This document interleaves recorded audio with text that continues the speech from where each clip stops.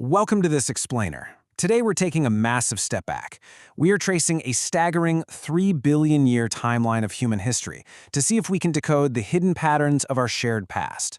From the absolute microscopic beginnings of life, all the way up to the birth of modern democracies, let's connect the dots.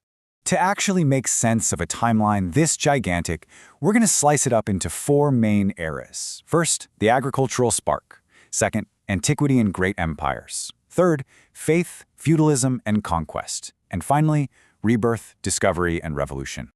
So, to kick things off, we really have to ask the ultimate question. How exactly did humanity transform from basic, microscopic elements into global dominance?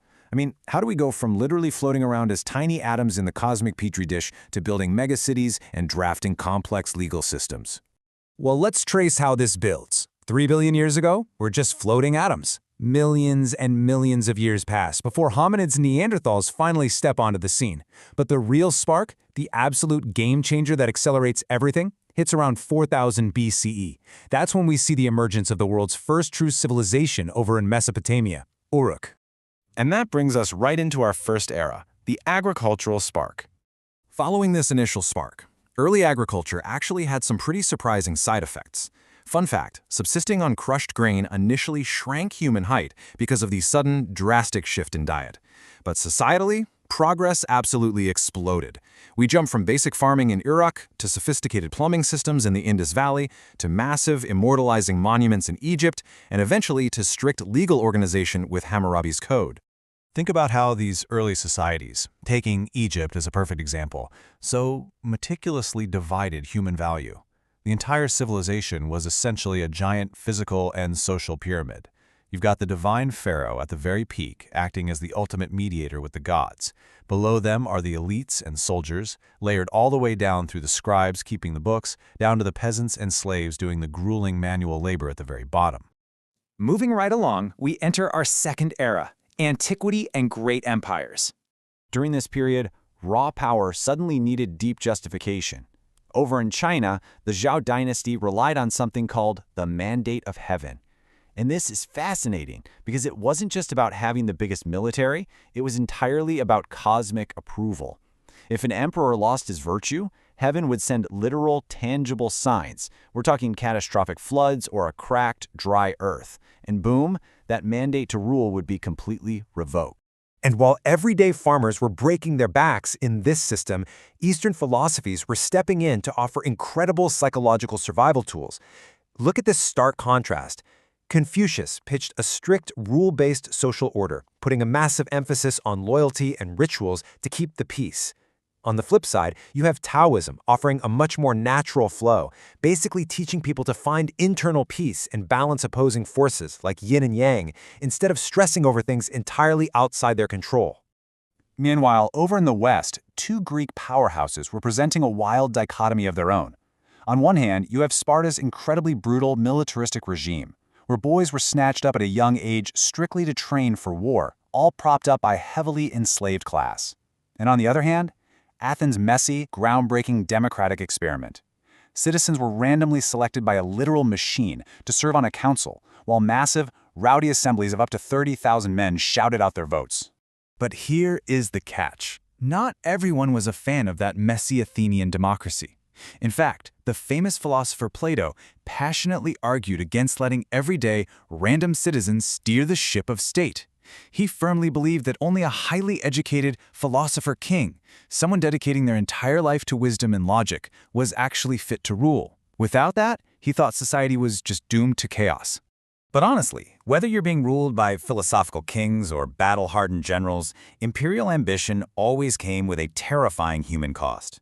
Take this staggering number, 580,000. That's the estimated number of Jewish men slain when Rome ruthlessly crushed rebellion in Judea under Emperor Hadrian. They essentially left the entire region desolate. It is a really grim reminder of the absolute might and total ruthlessness of these ancient superpowers. Which brings us into a much darker chapter. Section 3. Faith, Feudalism, and Conquest. This next bridge in our historical timeline is pretty much defined by absolute chaos. Following the totally shocking sack of Rome by the Visigoths, the world just fragments. We witness the rapid, massive expansion of the Islamic Empire, the bloody religious clashes of the Crusades, and ultimately, Genghis Khan uniting the Mongols for an utterly unstoppable eastward conquest. Now imagine just trying to survive all of this. You've got Vikings raiding from the north, massive empires constantly clashing. Everyday people had to make a really desperate trade. They willingly surrendered their personal autonomy and their hard-earned harvest to local lords, literally just for a stone wall to hide behind. And that desperation birthed the highly defensive and highly unequal structure of feudalism. To give you a sense of just how terrifying these invading forces were, consider this absolute fortune. 2,100 pounds of gold. That is what the Eastern Roman Empire, safely fortified behind the massive walls of Constantinople, paid out annually in tribute just to keep Attila the Hun at bay. They essentially paid off the Scourge of God simply because the military threat he posed was just overwhelmingly catastrophic. And the crazy thing is, the macro impact of these sweeping conquests, it isn't just trapped in ancient history books, it is literally in our DNA today. Thanks to the massive, brutal expansion of the Mongol Empire across Asia, a staggering 8% of men in South Asia today are direct descendants of Genghis Khan. It's a wild, tangible legacy from an era defined almost entirely by brute force and expansion. Okay, let's turn the corner into our fourth and final era, rebirth, discovery, and revolution.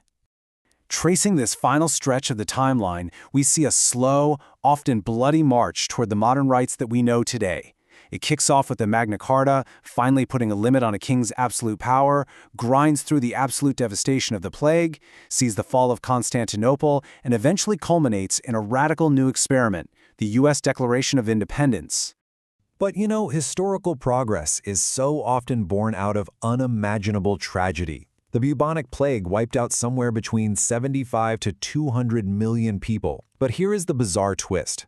Because the labor force was so utterly decimated, the peasants and workers who actually survived suddenly had serious leverage. Almost by accident, they were empowered to demand better labor rights and keep more of their harvests, totally cracking the rigid, centuries-old foundation of feudalism. Yet, even as everyday people gained a tiny bit of leverage, the elite's perspective stayed incredibly cynical. Right as the Renaissance is blooming, Niccolò Machiavelli writes down the cold, hard realities of maintaining power over the masses. He observed that a farmer isn't going to rebel against a lord who taxes him heavily, purely out of the terrifying fear of what outside invaders might do to him without that lord's protection. For Machiavelli, fear was simply the most reliable tool of statecraft. But then we get a total paradigm shift. In a powerful cyclical callback to Hammurabi's early, strict class-based laws, the American Declaration of Independence radically redefines human value. It completely throws out the divine right of absolute kings and rejects Machiavelli's cynical fear-mongering. Instead, it establishes a foundation of unalienable equality, proposing a society that isn't built on a steep, brutal social pyramid, but on shared, self-evident rights. And that brings us to the end of our journey today. But as we wrap up this explainer, we really have to ask ourselves one massive lingering question. Looking back on 3 billion years of evolution, from floating atoms to agriculture, from ruthless empires to modern revolutions, are we actually constantly progressing upward towards something better? Or, as we watch superpower after superpower rise, fracture, and fall, are we really just rhyming the exact same history in a shiny new era? Something to think about. Thanks so much for joining me for this explainer, and I'll catch you